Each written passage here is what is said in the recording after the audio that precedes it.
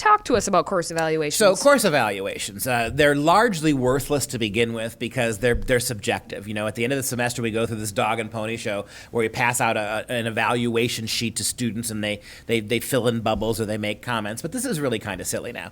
Well, the argument that these kids are making this is Charlotte Houston, a student at the University of Washington, is now, she wrote an editorial for The Daily, the campus newspaper, in which she says that we start, instead of evaluating things, teachers on things like, do they show up for class, can you understand them, are they student-friendly when it comes to their policies, instead of, the business of the classroom.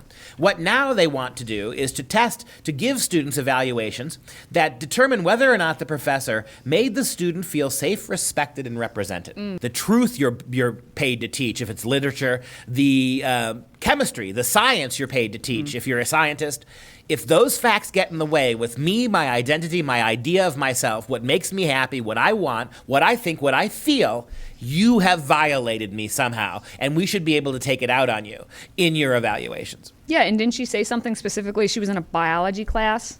She opined within her being in a biology class about how the professor used the terms gender and sex, and she felt angry and distressed by the misinformation and confusion my apparently well-respected professor was seeding in the students around me. The professor's alleged misapplication of the term could make many of his students feel invisible or unrepresented.